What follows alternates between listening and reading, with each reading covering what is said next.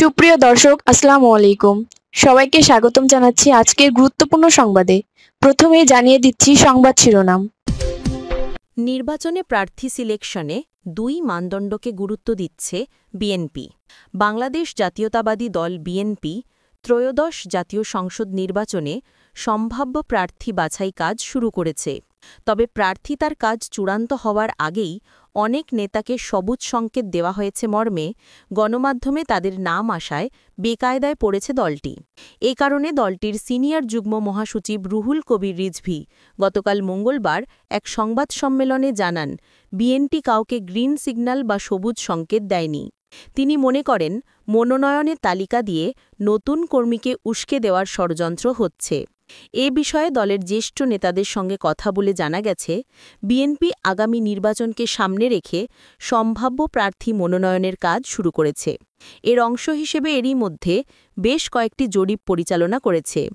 এ নিয়ে দলের সাংগঠনিক সম্পাদকরাও সম্ভাব্য প্রার্থীদের নামের একটি তালিকা বিএনপির হাইকমান্ডের কাছে জমা দিয়েছেন। এসব তালিকা থেকে দলীয় প্রার্থিতা চূড়ান্ত করার আগে জেলা কমিটির সভাপতি ও সাধারণ সম্পাদকদের মতামত নেবেন দলের শীর্ষ নেতারা। তারা জানান, এরই মধ্যে সবুজ সংকেত দেওয়া হয়েছে বলে বেশ কিছু নেতার নাম কোনো কোনো গণমাধ্যমে এসেছে, যা মোটেও সঠিক নয়। কেননা প্রার্থিতা চূড়ান্ত করার জন্য বিএনপিতে একটি গঠনতান্ত্রিক একটি প্রক্রিয়া রয়েছে। জরিপ ও বিভাগীয় দায়িত্বশীল নেতাদের তথ্য উপাত্ত যাচাই বাছাই শেষে চূড়ান্ত সিদ্ধান্ত নেবে দলের মনোনয়ন বোর্ড। এর আগে মনোনয়ন ফর্ম বিতরণ হবে এবং মনোনয়ন প্রার্থীদের সাক্ষাৎকার শেষেই ওই প্রার্থী তালিকা চূড়ান্ত করার কথা গঠনতন্ত্রে রয়েছে। উল্লেখ্য, গঠনতান্ত্রিকভাবে দলের স্থায়ী কমিটি মনোনয়ন বোর্ডের দায়িত্ব পালন করে। বিএনপির দলীয় সূত্রে জানা যায়, আসন্ন ত্রয়োদশ সংসদ নির্বাচনে প্রার্থী তালিকা চূড়ান্ত করতে কয়েকটি ধাপে জরিপ কার্যক্রম চলছে। একাধিক জরিপ শেষ হয়েছে। জরিপের তথ্য উপাত্ত যাচাই বাছাই কার্যক্রম চলছে। পাশাপাশি দলটির বিভাগীয় সাংগঠনিক দায়িত্বশীল নেতাদের কাছ থেকে প্রার্থীদের তথ্য চেয়েছেন দলের ভারপ্রাপ্ত চেয়ারম্যান তারেক রহমান। জরিপের তথ্য ও বিভাগীয় দায়িত্বশীল নেতাদের তথ্য যাচাই বাছাই করে দেখছেন তিনি। যাচাই বাছাই কার্যক্রম চলমান, ফলে এখনই সবুজ সংকেত দেওয়ার তথ্য মন গড়া।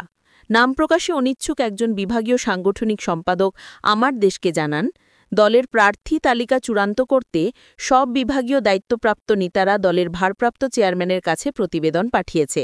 সেই প্রতিবেদনের সব সংসদীয় আসনে কারা কারা প্রার্থী হয়েছে এবং প্রার্থীর সব তথ্য উপাত্ত তুলে ধরেছেন। এসব তথ্য আর জরিপে উঠে আসা তথ্য যাচাই বাছাই করছেন বিএনপির ভারপ্রাপ্ত চেয়ারম্যান। সেই হিসেবে কারো মনোনয়ন চূড়ান্ত হয়েছে এটা বলার সুযোগ নেই। গণমাধ্যমে চূড়ান্ত প্রার্থী তালিকা প্রকাশ হওয়া প্রসঙ্গে ওই নেতা বলেন, সম্ভাব্য কিছু কিছু আসনে কে প্রার্থী হবে সেটা সবার জানা আছে।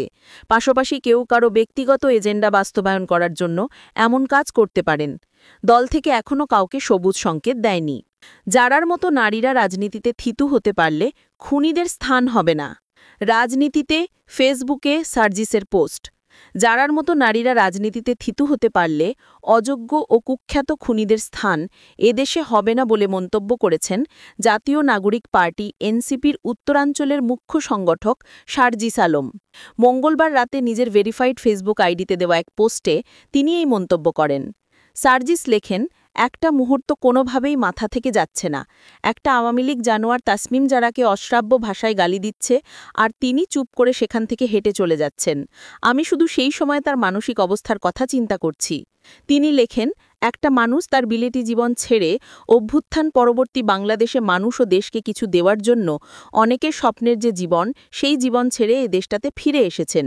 সুবিধাবাজ, ভণ্ড, অযোগ্য চাটুকারদের সমারোহে পরিপূর্ণ যে রাজনৈতিক পরিমণ্ডল, সেখানে সব প্রতিবন্ধকতাকে উপেক্ষা করে সৎ সাহস নিয়ে তিনি রাজনীতি করতে এসেছেন পরিবর্তনের আশায়।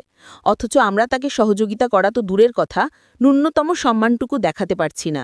সার্জিস আর লেখেন, ওই আওয়ামী শুয়োরা গালিটা শুধু ডক্টর তাসনিম জারাকে দেয়নি, যারা আগামীর বাংলাদেশের ভালোর জন্য রাজনীতি করতে চান তাদেরকে দিয়েছে।